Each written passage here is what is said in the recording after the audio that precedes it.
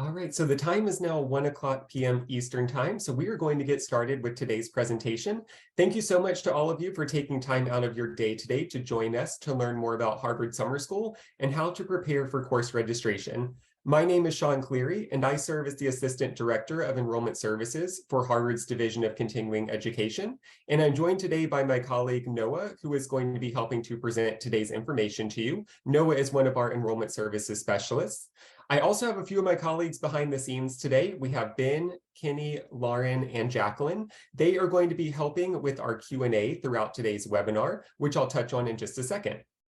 A few housekeeping notes before we get started with today's presentations. You'll notice, as noted at the top of the first slide, that we are recording today's webinar. So if you need to hop out of the webinar early today, or maybe you just want to go back and review something that we've talked about, you will receive an email late next week that contains not only the recording, but a copy of today's slides as well. What you'll notice as we go through the slides today is that there's a lot of important hyperlinks there. So we want to make sure that you have the slides to reference in addition to the recording to make sure that you have some time to dig through the different websites that we're going to be referencing today. Also, I mentioned that we have Q&A available. There is a Q&A button at the bottom of your screen as part of Zoom. If you have any questions throughout today's webinar, feel free to key them in there, and a member of our team will answer them for you. The webinar does cover a lot of content, so we're going to go through the agenda in just a moment. So some of the questions that you may ask in the Q&A are going to be topics that we talk about. So you may notice that one of our team members may respond back to your question to note that we're going to discuss it live. So we're going to try to get to as many questions as we can that are keyed in the Q&A box. But if we happen to miss your question today, we are going to provide you with our contact information later on so that you can get in touch with us at any time during the summer registration cycle. So with that, we're going to go ahead and dive into today's agenda. So we have a lot of topics to cover in our hour together. We're going to start with an overview of the Division of Continuing Education and really try to highlight where Harvard Summer School fits into the DCE umbrella. After that, we're going to talk about enrollment resources here at DCE. So we're going to share more information about the Office of Enrollment Services, which Noah and I work for, and our sister office, the Office of Enrollment Requirements, and how we work to get students settled for the summer term. And then after that, we're going to dive into really the heavy content of today's presentation, every step that you need to complete before, during, and after course registration. All of the information that we go through on those slides is a little bit more heavy, so there's a lot of content there, but we are going to give you some different resources to check out after the webinar so you can get a little more familiar with the topics that we go through too.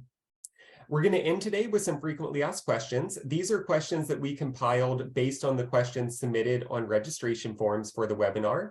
So we hope that in addition to all the content that we're going to go through, that answering those questions will be helpful to you as well.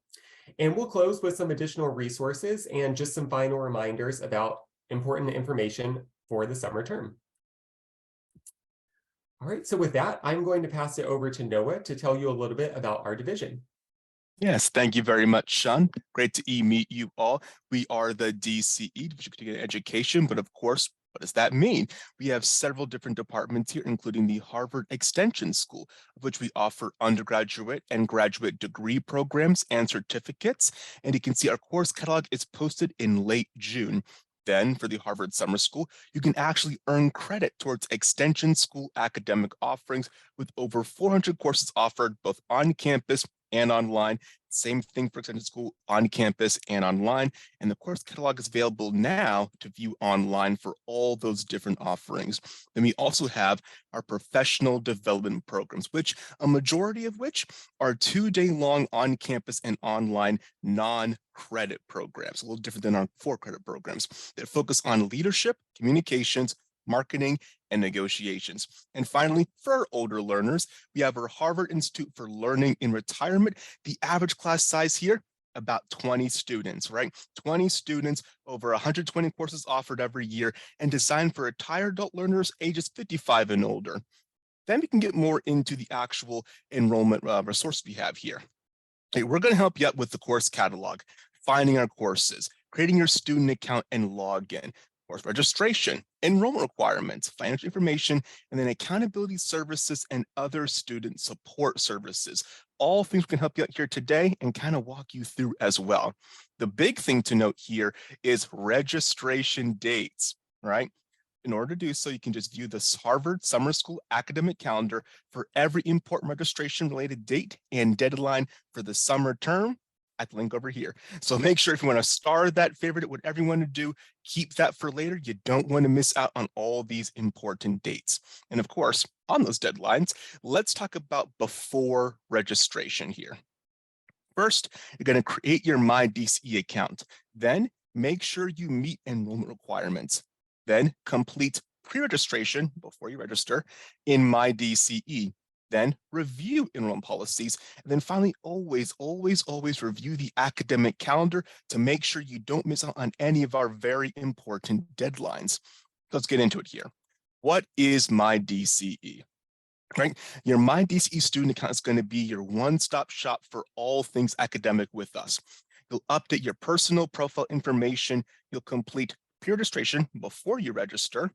Then confirm all course registration statuses in your schedule, then access Student Finance Portal to pay for your classes, connect to online services, request transcripts, upload English proficiency if you need to, view your student ID numbers, and request on-campus housing. It's going to look just like this, but your name, not John Harvard there, but it's going to be all for you right there at the MyDCE dashboard. Now, how do you create your MyDCE account? It looks like a lot, but we're going to go through it step by step here. You're going to select create a DCE key on the MyDCE login page. Enter all the information, email address, password, what have you. Then follow all the prompts to verify your email address. You'll be sent an email verification link, and make sure you can see it's going to come from, as you can see down here, sso@dce.harvard.edu. Check your spam. Sometimes it gets lost over there. We shouldn't, but sometimes it does. So always look out for that. Then after you verify your email address, select login with DCE key, enter all of that in, go through the onboarding process, and you'll be on the MyDCE dashboard once completed creating your account. Then to finish preparing for registration here, make sure you complete pre-registration. I'm going to keep saying that because in order to do so, you'll be able to actually sign up for classes. Without doing that, you won't be able to do so. And again, pre-reg is open now for our open summer term. That moves us forward off of the creating your MyDCE account into meeting enrollment requirements. Now, how do we do that? All right. More detailed info is going to be found here at this link. Again, if you have a chance right now, click on it, star it, favorite that. You want to keep all this stuff in a line. We're trying to make sure you know where all this is at to find the information later. Now, as you can see here, many of our summer school courses are open enrollment, but students must fulfill certain requirements such as placement tests in order to register. So English proficiency. If your native language isn't English, you may need to do this. Test of critical reading and writing skills for a lot of our pro-seminar classes, which is for a lot of our degree programs here. Math placement, similar in that regard. And immunizations. Basically, if you're going to be on campus, you got to be immunized, right? And for immunization especially, you're going to make sure you want to do that at least within 7 days after you register. So for all of these, check the academic calendar, check those deadlines. If you need to, make sure to get those in before the deadline. And then specifically here for our international student information, all our course times are in Eastern time zones, or Eastern Standard Time. If you're not taking an on-campus course, please note that some courses require online or live participation, while others do not. And again, we sponsor F1 student visas for adult college students enrolling full-time for credit in courses offered in campus only. And you'll find step-by-step instructions here for requesting the form needed on our International Student Guidelines page, which is also going to be at the website. Link is below here. You can see here for viewing all our proficiency requirements. Do make sure to go to that link. It's going to be kind of your one-stop shop for all of our international student information. It's going to look a lot like this. Thank you, Sean. It's going to look just like this when you get to our website here. So very easy. Click on either adult, secondary school, pre-college, whatever one applies to you, and it'll walk you through the process for your schooling. That moves us right into completing pre-reg in MyDCE. and how to do so. So pre-registration here.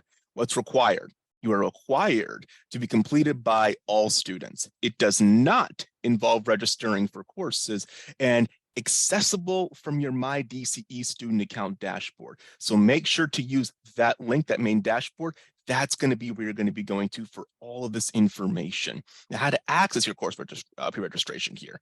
When you get to that main dashboard page, it's going to be on the left-hand side and look just like this.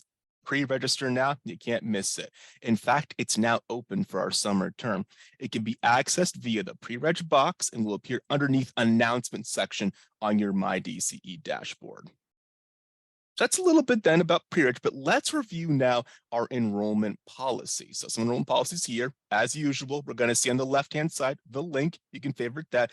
But on the right here are some examples of our policies. The minimum age policy, full and part-time enrollment, maximum enrollment limits, time conflicts, and some course prerequisites. But I don't want to get too into it. I'm going to hand things back over to Sean to get a little deeper into what these all mean for you. Cool. Thank you, Noah. We like to highlight our enrollment policies during these webinars because they do help to make sure that you're having the smoothest possible enrollment process with us. So I want to first talk about the minimum age policy. If you're attending today as a high school student, there's some important information that you should know. All of our high school students who are interested in summer term courses do need to apply and be formally admitted into one of our summer programs for high school students. So that could be our 2-week pre-college program or our 7-week secondary school program. So if you are falling into one of those categories, you're a current high school student, you do need to have turned 16 years old by June 17th of this year in order to apply to one of those programs. For our adult and college students, everything is a little bit easier for you because as long as you're over 18 years old, definitely okay to register for undergraduate credit, for graduate credit. It's really just very strict when it comes to our high school population. With our full and part-time enrollment, we just have 2 different credit levels during the summer term. So if a student is taking the maximum enrollment, which is 8 credits, that is a full-time course load. If the student is taking 4 credits, that's a part-time course load.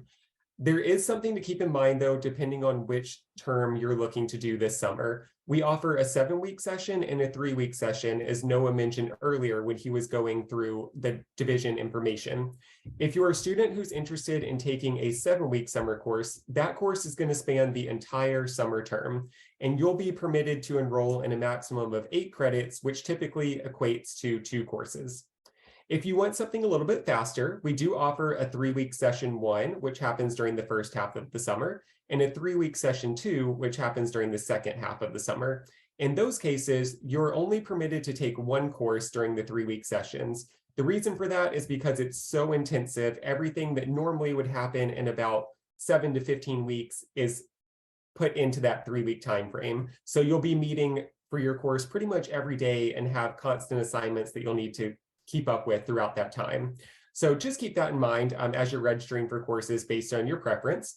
There's also no crossover with our different terms as well. So for example, if you're taking 7-week classes, you cannot register for one of the 3-week sessions. If you're taking one of the 3-week sessions, you can't register for a 7-week session. So those courses can't overlap in any way. When it comes to time conflicts, our course registration system will do a great job of flagging you if you're registering for any courses with overlapping meeting times. We want to make sure that you're able to make it to all of your courses in a timely manner. The only way to avoid time conflicts with courses is if one course is meeting, say, on campus only at a certain time, and you're also registered for an on-demand course that meets at the same time. Those are okay because you can still make it to your on-campus course at that time and participate in your on-demand course at any other time throughout the week. But just pay close attention to the different alerts that pop up as you're registering for classes. That will let you know if there's any adjustments that you need to make to the course that you've selected, or maybe you just need to select a different section to make it all fit together nicely. With our course prerequisites, Noah actually alluded to some of these before, but we do have mandatory prerequisites that are in effect for certain courses. For any course, if your native language is not English, you do need to submit proof of English proficiency, so you will be flagged to submit that. Typically, that can be done by submitting a college transcript or a standardized test score, but you do want to review the information on our website to see exactly what transcripts and which test scores will qualify. There's also other mandatory requirements like the test of critical reading and writing skills. Any writing intensive course is going to note that as a prerequisite. So you do need to take that test. You need to receive a passing score on it before you can actually fully register for it. Other things are optional. The math placement test, if you see that noted, is optional for certain courses. If it's been a while since you've taken a math class, you may want to take it just to see as like a knowledge check, but it's not going to prevent you from registering for the course. And in other cases, you might see different courses noted as prerequisites. Those aren't necessarily courses that you need to have taken in advance. Those courses are just there to let you know the knowledge expectations that the professor has for those registered for the course. So really just the only things that are going to block you from registering are going to be English proficiency if you need to meet that, or a test score that's still needed for the critical reading and writing skills test. With course cancellations and schedule changes, there's always the chance that a course might be canceled, but we try our best to notify students as far in advance as possible. Course cancellations might occur due to low enrollment, or perhaps there's a scheduling conflict for the professor scheduled to teach the course. So you'll receive an email if anything happens to change with your course so that you can make the appropriate changes to your schedule before our registration deadline. And finally, transfer credits. The summer is very unique in that we have students coming to us from all over the world. So the majority of students will find that our credits from Harvard Summer School transfer back to their home institutions.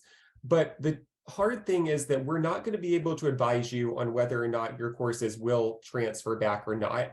It's really your responsibility to speak with your academic advisor at your home institution, share the course description with them, share a copy of the syllabus once it's available, and let them make the call of whether or not our courses will transfer back to your institution. So that'll be a conversation you want to have with your advisor back home. So that's just a little bit about our enrollment policies. But when we do send the slides out, you do have the link here. So I would encourage you to go to the website and review those in more detail if you need to reference them in the future. And finally, before I pass things back to Noah, just want to really re-emphasize the academic calendar again. This is something you'll hear us talk about a lot.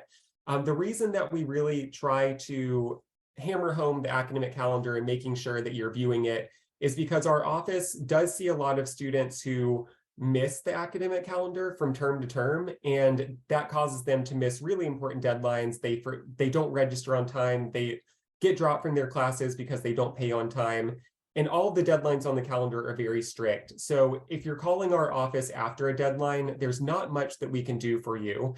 So we really want you to be paying attention to the academic calendar now to make sure that you're plugging in all of those important dates into your calendar so that the process is as smooth as possible for you. There are separate academic calendars on the website for the 7-week session and both of the 3-week sessions. So once you register for your courses, make sure that you're zoning in on that specific calendar for your courses. So with that, I'm going to pass it back to Noah, and he's going to talk you through the super, super important information, everything that happens during registration and things you need to tackle after registration. Absolutely. Thank you again, Sean. Yeah, we're going through the during registration process here. It looks like a lot, but we're going to go through it step by step here together. We're going to go through how to browse for courses, adding and removing courses from your cart, and the like. So you can see here, even choosing credit status, registering, and making course changes. Those will all be very important, as well as troubleshooting if and when you do run into certain issues. We'll get to that in a bit, though. So first, let's talk about browsing courses. Once again, there's the link on the left. On the right here, there are multiple ways to browse courses in our registration tool. You've got the basic search, advanced search, and then even more specifically, if you know what you're going for here, the degree and certificate search. Find those specific programs looking out for you. But let's talk about basic search first, right? It could look just like this here on the left. Search classes here, got the keyword box, enter in a keyword like biology, looking for a biology class, I think is an example here. Then the term. The desired term. Right now we're in Harvard Summer School 2023. Then your summer school option. You might select adult extension and visiting college. And then the part of term. As we talked about here before, there's both a 3-week program or a 7-week program. So you might choose, okay, 3-week program, session 1. And then finally, click search in order to submit the search results and get what you're looking for here. Once you do that, pro tip here, the default search term for right now, it's going to be the Harvard Summer School 2023. So look for that. And this small step should help to reduce any confusion when searching for courses. In the little blue over here, just making sure it's the right one. That way you're not looking in the wrong section for a class you're trying to find here. Right? And let's do an example of what we're talking about it. So if I'm looking up a math course, right? And the first thing you put in math for the keyword, put the in search, then in the middle one, you're going to see here search results. Now it's a lot of different classes right there. You can't even see them all. There's so many. When you click on the one you want to find, like pre-calculus here, on the right-hand side, it opens up to that one. Then you can see here, it's got the term, part of term, format on campus, right? So if we're looking for an on campus versus an online versus a different course, right? You see all of that. And then credit status, you can see that, undergrad, graduate, and non-credit. Big thing here, folks, not every class will have every credit status option. Some might just be for graduate or non-credit, or all three or just two. So do be sure to make sure when you're looking up this stuff to be sure that's the class you want to take and for the right amount of credit. And then of course, deadlines, make sure you see all of that as well. Always very important. But let's say you want to go beyond that, right? Beyond the basic search, let's go into the advanced search right now. You can see again here in the blue, that's going to be a little more involved. You've got subject, format, participation, section, credit sites. You might say, wait a second, that's what you just said. Exactly. This kind of cuts out the middleman here. You see everything you want on the very first try. It's a search feature that enters in all the criteria if you know what you're looking for. If you need to have an online class, if you really want an on-campus one, that's what this is going to be for, is helping you find it. Now, a pro tip here is that the advanced search features, they do apply to any basic searches made in the course catalog and any searches made in the degree, certificate, and pre-medical course search section too. Now, let's see an example again for this one. You put it in the advanced search, up to the middle one here. Okay, I'm looking for, in this case, Intro to Evolutionary Biology. Same thing. You get that same result here, but it's a little faster and more specific to what you're trying to find. You can see, oh, same thing here, term, part of term, format, all the stuff you're looking for, all right there for you. But I did mention here about degree and certificate search, right? What is that all about? Right there in the bottom here on the left-hand side, under the blacked out says, well, the exact thing, you'll see all those options here. If I'm looking for, say, a graduate degree, I'm going to press on the red button there. It says graduate degree. And you can see here by entering criteria in the basic search and then expanding out the degree and certificate search options as shown in the screenshot here on the left. You simply press on that, then explore program, then find the one you want. Then open a third tab here showing all the courses within that program itself. So let's see an example. You can see here, let's just pick management. You'd then say, okay, I'm going to pick a graduate degree. There we go, explore program management on the right-hand side. You can then explore the entirety of that graduate degree management program. You can see admissions courses, electives, what have you, degree courses, all down and all the options for you. So this is going to be especially helpful if you want to say, I'm going to get a degree or certificate here. Now you see exactly what's expected of you and can plan out ahead of time what courses you want to take. That's why that's so important for you. Now, that's all before registration, right? Let's talk about during registration. I'm going over here now about adding and removing courses from your cart, choosing the right credit status, and then registering for courses effectively. So how do you add courses to your cart? You now know how to find them. Let's add them to the cart. You search up the courses, as you know how to do. Search right here, search criteria. This example, again, shows the basic search options. You can see here, I'm looking for a writing and literature class. I've got it here. Now I want to add it to your cart. On the next page, you can see here, once you clicked on that, right? Writing and literature, all the right information. You're now checking for the format, credit status, instructor info, meeting info, all of that. You want to make sure it's exactly what you're looking for before you add it to your cart. Once you do, now let's go to add it to your cart. And you can see here, click add to cart, simple enough. Then primary cart, then okay to submit that. And adding a course to your cart does not mean you're registered for it. You still got to do some things here first, but this will now move it to the I'm going to buy this course section. So you can see on the left-hand side, add to cart and confirm that with the okay button. Before we get to that, let's talk about choosing credit status here, right? You can then see On the left-hand side, you've chosen the course, you've got it here in the cart, add to cart. Now, before we save changes, make sure that everything in the information is lining up. Then press the red button down there at the bottom, save changes. Once you do, let's register for these classes.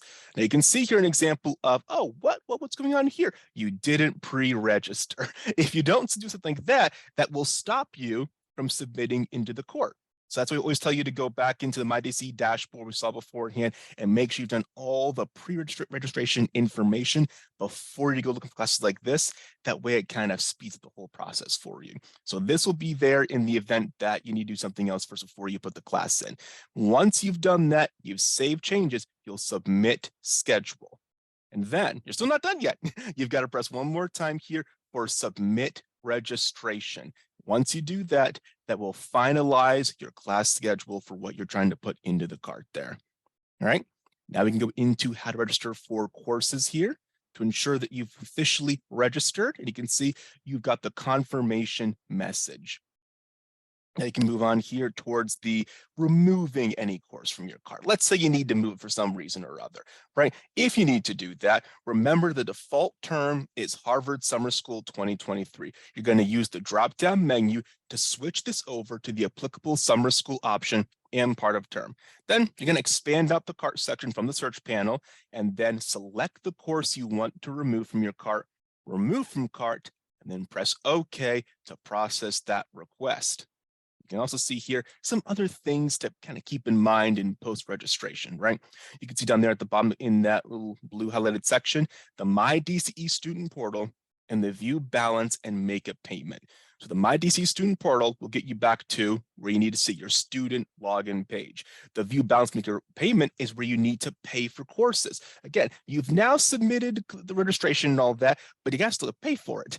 That's where you go to pay for it. In fact, I'd advise do that immediately after getting that course in. So you confirm over here registration status, view your course schedule. You can do that by, as you have here, the student portal, but always make sure to make that payment as soon as you're ready.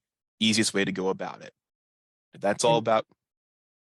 And I'm going to jump into just to mention one quick thing for everyone. Everything that Noah just talked about with carts is something that you're actually able to do now. So the carts are now turned on for the summer term. So between now and registration opening on March 1st, if you want to dive into the course catalog, play around with adding courses, looking at different course information, we definitely welcome you to do that. A lot of our students choose to go ahead and build their schedules out before registration day, just to make the registration day really easy. So feel free to dive right in, start looking at the classes, adding things to your cart, deleting things from your cart, and making sure that you have everything kind of ready and set up exactly as you like it, so that you can submit your cart and push it through the registration process anytime after 9 a.m. Eastern on March 1st. Thanks, Sean. The sooner the better, as always. Now we can talk a little bit more about making course changes if you so need to here. So we'll discuss it in more detail here, but if you need to, you want to make sure to keep this stuff in mind. As you know, all course changes deadlines are noted on the academic calendar. You want to get real familiar with that. But students must drop the course they no longer wish to take first before adding a new course to avoid being charged for an additional course. So you want to drop before you make that other change. That's a good thing to keep in mind before we hop right into the troubleshooting aspect of things here. If you run into an issue, here are some notes to keep in mind, right? Your registration may be prevented in certain situations, including not meeting enrollment requirements, like a prerequisite, not completing pre-reg in My DCE. We went over how to do that already. And maybe your schedule just doesn't comply with our enrollment policies. We need to look into why that might be. Then let's say, if it is not successful to register, there will often be that warning message, right? You cannot do it because X, Y, and Z here. You want to avoid that. But again, if you hit it, that's no problem. We work with you from there. And then please note here, and I want to say it to make sure everybody hears it, if the total number of courses in your cart exceeds the maximum enrollment limit, even if you don't plan to register for all of them, then your course registration will fail. Please clear your cart and try to register for your courses again. You'll want to keep that in mind to avoid a situation like that down the line. So I wanted to point that out now. And now we get into after registration. We'll go through all these step by step here about making a payment, claiming your Harvard key, which is a little bit different than the My DCE key, but similar, then meeting immunization requirements here, changing credit status, dropping or withdrawing from courses, and then accessing your course's website we call Canvas here. Let's get into cost and financial aid information. Again, on the left, a helpful link you can star or favorite. On the right here, let's get into the details, right? For our 4 credit courses at all credit levels, $3,600 per course versus the 8 credit courses, $7,200 per course. Then you've got the housing charges, if applicable to your situation. And then you get the financial aid. And I want to point this out as well.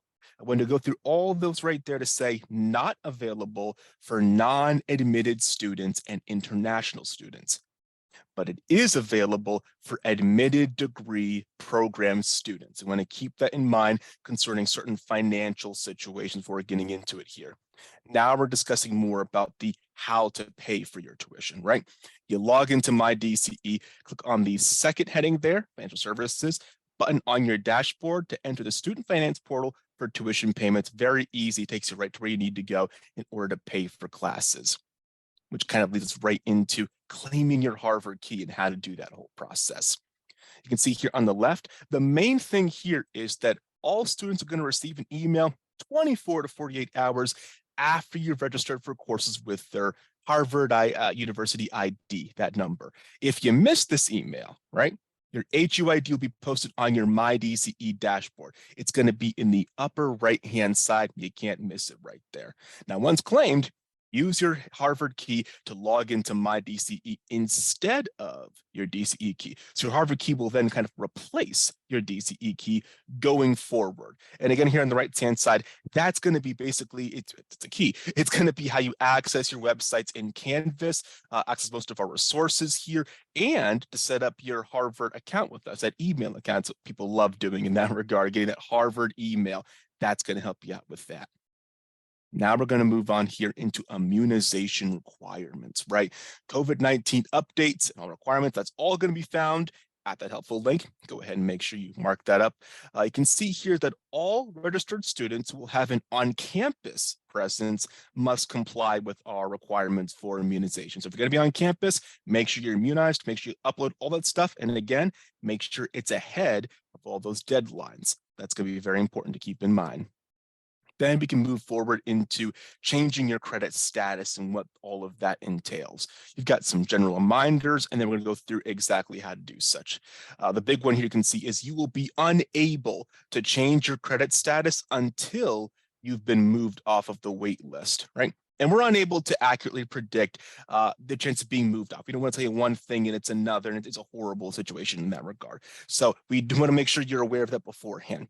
Now let's get into the actual instructions here, right? In order to do so, you log into My DCE, click on Course Registration button. Make sure you selected the appropriate school option and part of term in the Search Classes box. Desired course, click Edit Registration Options, then update your desired credit status. Click Save Changes to Save Changes. Then Submit Schedule. And again, you got to go one more step. You got to submit registration. If it's changing or dropping a course, you have to submit registration to finalize that. And then here's another big one is, as you mentioned beforehand, there's different payment amounts based on the credit status. So if you move from, say, undergraduate to graduate credit, it's going to cost a little bit more. So make sure you pay that difference when you make those changes. And that kind of leads directly into dropping and withdrawing from a course. A similar process here.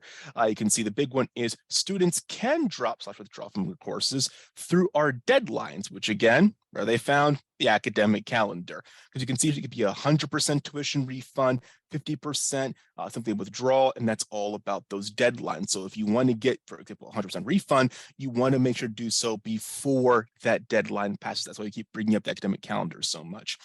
Similar instructions here. You log into My DCE, course registration, make sure all the formats are correct, then click on drop/withdraw, then registration on registration notes, then click Submit Schedule, and to finalize, submit registration. And you can see here that our course refunds, they're going to be processed on an ongoing basis by our student financial services team. So that's how that's going to be operated. And the last thing on our list here about accessing your courses via Canvas here. So we've been to a lot, but you're going to go to your My DCE dashboard, right, that homepage. You're going to log into using your Harvard key credentials, then click on the Canvas button, the third one there, in order to access all of your online courses. And while we're kind of going over the academic calendar and online courses here, we have some additional items to note on the next page. The big ones here being, make sure to monitor your emails. That's going to be our primary means of communicating with you. And so you don't want to miss a communication from us, have it be confusion. It's a whole thing. So you can see here for Harvard Summer School, make sure to add us as a safe sender. That's our email there, and you got to monitor your email and, underlined and capitalized, our spam and junk folders. Sometimes we get put in there. You don't want to miss something from us there, and try to avoid using emails that may have stricter firewalls and other sort of restrictions that we won't be able to communicate with you, right? And then for our syllabi and course websites, don't freak out if it's not immediately available to you. You can see here that syllabi and course websites are updated by professor a little bit closer to the time of the course itself. So don't freak out if it's not there immediately. Sometimes they're not published until closer to the start of the actual term. And then to wrap things up, I'm going to hand things back off to Sean for a little bit of FAQs. All right, thank you, Noah.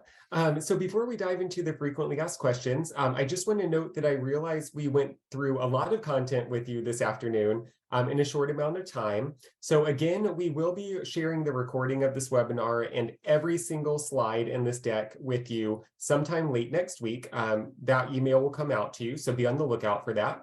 We wanted to make sure that our slides were as detailed as possible with all of those instructions and guides that Noah just went through to make sure that this was a really good reference for you as you go forward.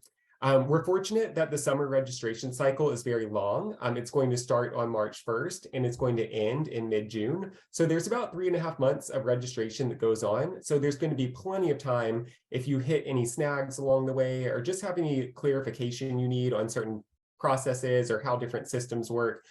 Again, right after we go through these questions, I'll share our contact information with you so you know exactly how to get in touch with us if you need any assistance throughout the registration cycle. So we selected these 4 questions on this slide because these are questions that came through on the registration forms that all of you submitted that we didn't necessarily dive so deep into in today's presentation, but still wanted to leave some time to make sure that we covered them. So the first question that was asked pretty frequently was, do I receive a certificate at the end of my summer term course? So Harvard Summer School does not award certificates after you complete 1 or 2 courses. However, you can always request a transcript from Harvard Summer School if you need to submit proof of class completion back to your home institution or to your employer. We have a third-party partnership with Parchment, so that does allow you to request an electronic copy of your transcript, which is usually available to you almost instantly as a PDF document. Or instead, if you want to mail it out and have that official copy sent somewhere else, you can request that mailed version if you'd like to do that. Typically, the transcript cost is about $3, which is significantly less than the $10 charge that other institutions may have in place. So just know no certificates, but you can request a transcript at any time. The second question that we received pretty often was, can I take Harvard Summer School courses if my home institution isn't Harvard University? We do have some students from time to time that come to us and are under the impression that Harvard Summer School is just open to current Harvard students, which is not the case. As I mentioned earlier, Harvard Summer School is open to students worldwide. So you're definitely able to come to Harvard Summer School and take courses to transfer back to your home institution without any issues. Next question is on-campus housing available for adult students? And if so, are there any scholarships available that can be used towards it? So we do have housing available on campus for both our 7-week, our 3-week session 1, and 3-week session 2. Noah highlighted the cost of those earlier on in the presentation, but basically how housing works is on March 1st, the housing application will be available through your My DCE account. When you log into My DCE, you're going to see a small hamburger menu at the top left corner. And if you click on that, there's going to be a section called My Enrollment Requirements, and that is where you'll be able to see housing information and the link to the housing application. Housing is pretty much guaranteed as long as you submit your application before the application deadline, which is usually in early to mid-May. Definitely check the academic calendar for the specifics based on your term. But there are not any scholarships available that can be used towards housing. So as Noah mentioned, we don't provide financial aid at Harvard Summer School for students who haven't been admitted into a Harvard Extension School degree program. So if you are coming to us from another institution, you can definitely check in with your home institution and see if any financial aid that you have there can be used towards your expenses at Harvard Summer School. Or if you're already formally admitted into a Harvard Extension School degree program, you may be able to use some financial aid towards the summer. But any questions that regard tuition, scholarships, financial aid, we definitely encourage you to reach out to our Student Financial Services team to discuss that in more detail with them. Typically with housing, you'll find out your housing assignment about a week or so in advance of moving onto campus. I know that seems a little bit last minute, but basically what will happen is for anyone who lives on campus, we have what's called opening weekend. That happens this year. It's scheduled for June 17th and 18th. It's basically the weekend that you're moving into your residence hall. Before that time, you'll get something emailed to you called an H ticket, which is going to provide you with all the information you need for opening weekend, and your housing assignment is usually included on that H ticket. So don't be panicked if you don't know your housing assignment and it's already June. It's probably going to come about a week or so before your classes start. And the last question is, are there any exemptions in place when it comes to the Harvard Summer School English proficiency requirements? The answer to that is no. So if you do select any language other than English as your native language when you create your MyDCE account, then you will be flagged to provide proof of English proficiency. Like I mentioned earlier on, we do encourage you to go to our website to view all of the different documents that you can submit to prove English proficiency. And if you're a student who is bilingual, so maybe you're fluent in 2 different languages, when it comes to picking which language is your native language, I would encourage you to think about 2 different things here. The first being, like, what was the first of the 2 languages that you learned to speak, and which one did you speak the most growing up in your household? And the second piece of advice I would give you is, what language do you dream in? So those 2 things are kind of what we would encourage you to think about if you're bilingual and are trying to figure out which language to put down as your native language. So we realize that some of you may still have questions after today's presentation, but there's plenty of time to reach out and ask us questions in a variety of different ways to make sure that you're all set for the start of the summer term. So our office has staff members available on phones Monday through Friday from 9 a.m. to 5 p.m. Eastern time, except for any university holidays. But for the majority of the year, we are available during those times. Our phone number is listed on the screen. It's 617-495-4024. We also offer walk-in hours. So if you're local to the Cambridge or Boston area and want to come talk to us in person, you can visit us without an appointment any time between 10 a.m. and 4 p.m. on Mondays, Tuesdays, and Wednesdays. If you're more comfortable emailing us, you can send an email to the Harvard Summer School account, which is inquiry@summer.harvard.edu. Typically, we'll get back to you in about 2 to 3 business days with a response. And if you prefer more of a face-to-face interaction, kind of like what we're doing today, we do offer virtual office hours appointments every Thursday from 12 to 1 p.m. Eastern time. If you're interested in those are 15-minute appointments. You can hop in and speak with a member of our team to answer any burning questions that you have.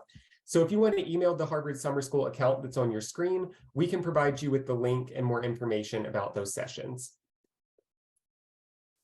And some additional resources to share, especially for those extension school students who might be joining us today. If you're a student who's going to be brand new to Harvard Summer School, you definitely want to reach out to our office in Enrollment Services. We're really here to help you get everything done from your account creation all the way through getting settled into your first week of classes. So everything that happens during that time, we're definitely your support system to help you manage that. If you're looking into Harvard Extension School and you're possibly thinking about going in the direction of a graduate or undergraduate degree or certificate, I do want to call out 2 offices that may also be helpful for you along the way. So our pre-degree advising and admissions team works with students who are interested in degree programs and who've also taken at least 1 or 2 courses with us already. They offer virtual office hours with no appointment necessary. And they also have an email address as well if you feel more comfortable sending your questions to them that way. Our certificates team also offers virtual office hours. These are open without an appointment every Wednesday from 12 to 1 p.m. Eastern Time. And you can also reach out to them via email to get your questions answered too. And finally, just some reminders.